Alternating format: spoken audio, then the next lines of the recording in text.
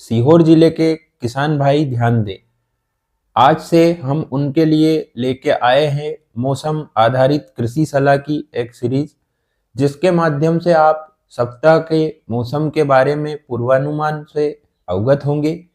साथ ही उसके आधार पर हम फसलों में हमें क्या क्या शस्य क्रियाएं करनी चाहिए उसके बारे में भी हम जानकारी देंगे।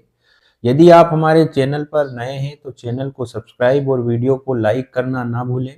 इसी के साथ हम स्टार्ट करने वाले हैं आज की ये सीरीज। नमस्कार किसान साथियों, मैं कृषि विस्तार अधिकारी निखिल प्रताप सिंह आपका स्वागत करता हूं। सबसे पहले तो मैं ये बता देना चाहता हूं कि अक्सर किसान भाई क्या करते हैं, या तो किसी अन्य राज्य के बारे में जानकारी देखते हैं या किसी अन्य जिले के बारे में देखते हैं। इससे आपको ये फायदा होगा कि मौसम विभाग द्वारा जो हमारे जिले के मौसम विभाग है, उसका क्षेत्रीय केंद्र है, उसके अनुसार जो हमारी सलाह दी जाती है साप्ताहिक सलाह के आधार पर ही हम आपको जानकारी देंगे और हमारे जिले में क्या चल रहा है इससे आप अवगत होंगे। तो आप इस चैनल को सब्सक्राइब कर ले और अधिक से अधिक किसान भाइयों तक इसको पहुंचाए ताकि उनको समय रहते, क्योंकि कृषि में समय का बहुत महत्व है। अगर हम समय पे कोई सी दवाई का उपचार कर लेते हैं हमारी फसलों में तो हमें उसके नुकसान होने से बच जाते हैं। अक्सर होता यह है कि हम नुकसान होने के बाद जो है दवाई का उपयोग करते हैं, तो दवाई का खर्च तो लगता ही है और साथ में नुकसान भी हमारा हो जाता है। तो आप समय रहते उसका उपचार कर सकते हैं इसके माध्यम से। तो हम स्टार्ट करते हैं आज की ये नई सीरीज। तो हम देखते हैं सबसे पहले तो सीहोर जिले का मौसम। इसमें सीहोर जिले के मौसम में हमने जो है आज 19 तारीख है, तो 18 तारीख के दिन ये वीडियो किसी कारणवश नहीं बन पाया था। आज से हम स्टार्ट कर रहे हैं। तो 19 तारीख का जो मौसम है, इसमें अभी जैसे रबी का मौसम चल रहा है, रबी के मौसम में तापमान और जो ह्यूमिडिटी या आर्द्रता का मतलब होता है वायुमंडल में कितनी नमी है, ये दोनों चीजें बहुत इंपॉर्टेंट है। और अगर हम बारिश की बात करें तो बारिश में हमें जो कितना रेनफॉल हुआ, मतलब कब बारिश होने वाली है, आंधी तूफान, ये सब चीजें जरूरी होती है। अभी हमारे लिए जरूरी है तापमान। तो तापमान से हम क्या पता कर सकते हैं, हमारी फसल में कम तापमान होगा तो पाले की समस्या इसमें दिखने को मिलेगी।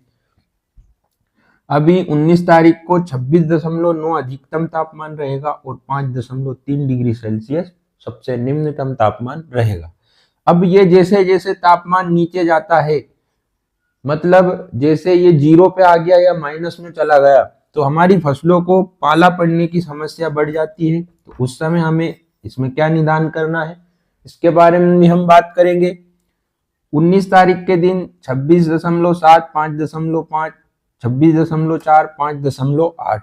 आर्द्रता की अगर हम बात करें तो अभी 78, 79, 78 है और निम्नतम है 53, 41, 43 और 46। तो यदि ये 80% से ऊपर जो आर्द्रता जाती है तो कीटों का प्रकोप बढ़ने लगता है हमारी फसलों में। तो अब ये आर्द्रता धीरे धीरे ऊपर जाने की संभावना है और शीतलहर की भी अभी कभी कभी संभावना देखने को मिल सकती है। तो हमें ऐसे में हमारी फसलों को किस प्रकार से बचाना है उसके बारे में हम फसलवार बात कर लेते हैं। सबसे पहले तो अभी हल्के बादल छाए रहेंगे, इसके कारण रस चूसक कीट या हमारी जो तुअर है या अरहर है, ये अभी फूल या फली की अवस्था पर है। तो इसमें जो फली छेदक कीट लगता है उसके कारण इसमें नुकसान हो सकता है। तो ऐसे में आप जो है रस चूसक कीटों के लिए तो इमिडाक्लोप्रिड का उपयोग कर सकते हैं और ये फली छेदक कीट है, इसको मारने के लिए profenofos cypermethrin plus emamectin benzoate 5% SG आता है, उसका उपयोग आप कर सकते हैं। इसी के साथ यदि पाले की संभावना भी दिख सकती है, जैसे जैसे ये टेम्परेचर कम होगा तो पाला जो है अधिक नुकसान चना, मसूर, सरसों में करता है। ज्यादा अगर पाला हो तो गेहूं में भी वो नुकसान करता है, परंतु गेहूं में कम करता है। तो ऐसे में हमें धुआं करना है उत्तर पश्चिम दिशा में, और साथ ही सल्फर डस्ट 80% WP वाला आता है, तो इसका भी हम उपयोग कर सकते हैं। इसमें हमें 80 ग्राम प्रति पंप के हिसाब से लेना है डोज। 20 लीटर का पंप होता है, उसमें 80 ग्राम लेना है और छिड़काव कर देना है।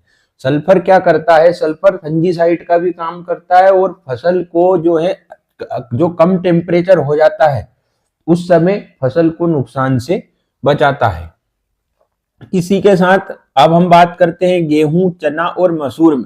आपने गेहूं में गोबट की अवस्था पर इल्ली का प्रकोप देखा होगा, कटवर्म इसमें की संभावना लग सकती है।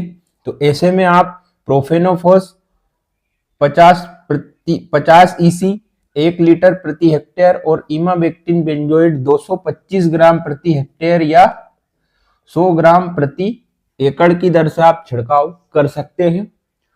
इसी में साथ में अभी मटर, मसूर, चना में फंगस की समस्या भी देखने को मिल सकती है। तो आप इसमें कोई सा अच्छा फंजीसाइड, टेबुकोनाजोल प्लस सल्फर, तो ये दोनों काम कर देगा आपके लिए, ठंड से भी बचा देगा और फंजीसाइड का भी काम हो जाएगा। और ये नहीं कर रहे तो कार्बनडाजिम, मैनकोजेब का उपयोग आप कर सकते हैं। अभी सबसे महत्वपूर्ण फसल है हमारे सीहोर जिले के, जो आष्टा तहसील है, इछावर है, सीहोर है, जो है यहाँ पे लहसुन की खेती अधिक की जाती है। तो अभी मौसम में जैसे जैसे आर्द्रता बढ़ेगी और तापमान कम होगा, थ्रिप्स का प्रकोप हमारी लहसुन की फसल पर देखने को मिलेगा। अब थ्रिप्स एक ऐसा कीट है जो रस चूसता है, जो हमारा पौधा है उसकी पत्तियों से रस चूसता है। अब ये जब रस चूसेगा और इसमें वायरस फैला देता है तो ये पत्तियां जो है पीली पड़ने लगती है।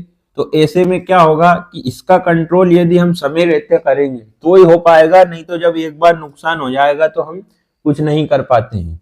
तो ऐसे में हमको समय रहते इमिडाक्लोप्रिड का इस्तेमाल करना है। 17.8 SL में आता है, 200 ml प्रति हेक्टेयर की दर से आपको इस्तेमाल करना है, तो आपको इससे निजात मिलेगी। और किसान भाई एक बात का अवश्य ध्यान रखें, जैसे हम जो रस चूसक कीट की बात करते हैं,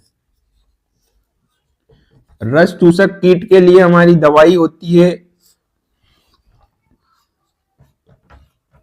थायोमिथॉक्सम और इमिडाक्लोप्रिड, और एक और होती है एसिडामेप्रिड। ये 3 दवाई जो होती है इस पर प्रभावी नियंत्रण के लिए जरूरी होती है। परंतु यदि हमने पहले बुआई के समय थायोमिथॉक्सम से उपचार कर दिया है, बीज उपचार, तो इसको अभी उपयोग नहीं करें, इसके अल्टरनेट इमिडाक्लोप्रिड को आप उपयोग कर सकते हैं। क्योंकि क्या होता है कि जो कीट रहते हैं वो रेजिस्टेंट हो जाते हैं एक ही केमिकल के प्रति, तो आप इसको छोड़कर इसका कर सकते हैं। यदि इस दोनों का कर लिया है तो इसका कर सकते हैं। तो ऐसा इसका अल्टरनेट घुमाकर इसको इस्तेमाल करेंगे तो आपको ज्यादा अच्छा रिजल्ट मिलेगा। अब अगली बात करते हैं हम आलू वाले किसानों की। आलू में अभी मिट्टी चढ़ाने का समय है, हरेपन की समस्या जो रहती है वो इससे कम हो जाती है। हल्की सिंचाई कर दे मिट्टी चढ़ाने के बाद, ज्यादा गहरी सिंचाई नहीं करना है। निचली पत्ती पर धब्बे, अल्टरनेरिया के कारण इसमें निचली पत्ती पर अगर आलू की फसल में धब्बे दिखाई दे तो इसमें मैनकोजेब एक फंजीसाइड होता है, इसका उपयोग 0.25% की दर से आपको करना चाहिए। गेहूं की फसल में दीमक, जड़ माहू की समस्या आपको देखने को मिल सकती है, तो ऐसे में आप क्लोरीपाइरिफास BCC 50 से 80 किलोग्राम रेत या मिट्टी ले ले, उसमें मिलाकर 1.25 से 1.5 लीटर जो क्लोरीपाइरिफास है BCC, उसको इसमें मिलाकर जो है उपयोग कर सकते हैं यदि आप पहली सिंचाई दे रहे हैं। तो दूसरी पे भी अगर आपको समस्या दिख रही है ऐसी तो कर सकते हैं, अन्यथा अनावश्यक खर्च करने की आवश्यकता नहीं है।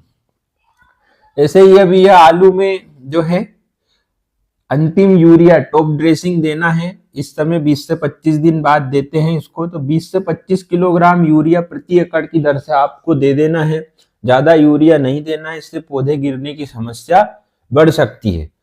अभी साथ ही गेहूं में भी कुछ समस्या देखने को मिल रही है।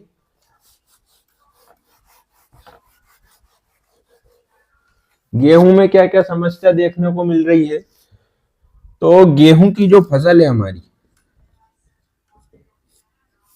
कहीं पहली सिंचाई हो रही है 25 दिन, 20 से 25 दिन की अवस्था पे है। कहीं कहीं पे जो हमारे गेहूं की फसल है किसान भाई 40 से 45 दिन की भी हो चुकी है। तो इस अवस्था पर हमें जो यूरिया देना है, इसमें किसान भाई अक्सर गलती करते हैं। जो यूरिया देते हैं, जैसे मान लो कोई 2 बोरी प्रति एकड़ यूरिया दे रहे हैं, तो वो एक ही समय उपयोग कर लेंगे। हमें इसको 2 भागों में उपयोग करना है। एक बोरी यहाँ देना है, दूसरी बोरी यहाँ पे देना है। मतलब पहली सिंचाई पे एक बोरी, दूसरी। अब तीसरी जरूरी बात कि 40 से 45 दिन के बाद आपको यूरिया नहीं देना है। 40 से 45 दिन की अवस्था जब हो जाएगी, उसके बाद में यूरिया देना बंद कर देना चाहिए। और अभी टेम्परेचर कम है, और ऐसे में क्या हो रहा है कि हमारी जो मिट्टी है, भूमि है, उसके अंदर जो सूक्ष्म जीवाणु है, उनका जो उनके कार्य करने की जो गति हो गई वो कम हो गई, कम टेम्परेचर के कारण। अब ये कार्य करते हैं तभी पौधे की जड़ें पोषक तत्व उठा पाती है जमीन से। तो ऐसे में आपको गेहूं में पत्तियों पे कभी ऊपर की पत्ती पीली दिखेगी, कभी धब्बे दिखेंगे, कभी नीचे की पत्ती भी पीली नजर आ रही है। तो उससे ज्यादा चिंतित ना हो। और यदि आपके इसमें ज्यादा ही समस्या आपको देखने को मिल रही है, तो आप इसमें जो माइक्रो न्यूट्रिएंट होते हैं, सूक्ष्म पोषक तत्व, सूक्ष्म पोषक तत्व में आते हैं आयरन, जिंक, मैग्नीज, बोरॉन और मैग्नीशियम। तो इनके SO4 मतलब sulphate, iron sulphate, zinc sulphate, manganese sulphate, boron और मैग्नीशियम का उपयोग आप चिलेटेड फॉर्म में, ये आपको मार्केट में मिल जाएंगे। चिलेटेड फॉर्म में जब उपयोग करेंगे तो उनकी उपयोग की दक्षता, मतलब वो ज्यादा उपयोगी होते हैं हमारी फसलों के लिए, जल्दी उपलब्ध हो जाते हैं और अपना काम दिखा देते हैं। तो इनका उपयोग करें। इनका उपयोग कम मात्रा में होता है, 100 से 150 ग्राम प्रति एकड़ ही ये जो है लगते हैं चिलेटेड फार्म में। तो इनका उपयोग आप कर सकते हैं अगर आपकी फसल में ज्यादा समस्या पीलापन नजर आता है तो इसमें होता क्या है कि आयरन के कारण भी पीलापन दिख सकता है। जिंक के कारण जो है कल्ले बनने में कम कल्ले बनेंगे अगर जिंक की सही मात्रा आपने नहीं दी।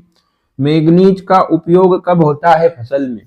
मैग्नीज का उपयोग जब होता है जब गेहूं के पौधे से बाली निकलने वाली होती है, और जैसे ये पौधा है और बाली निकलती है तो एक पत्ती रहती है ऊपर, वो ऐसे घूमी हुई नजर आती है, लपेटी हुई, मतलब वो बाली उससे निकलने में समस्या आती है।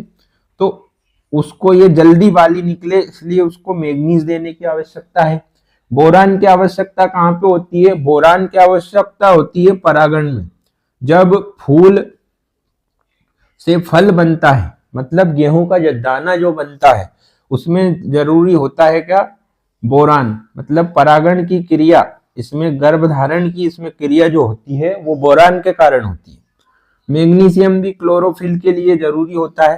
तो ऐसे ही आपको सारे पोषक तत्व बैलेंस मात्रा में देने हैं, कोई सा भी ज्यादा नहीं देना है। तो इस प्रकार से आप अपनी फसल का ध्यान रख सकते हैं।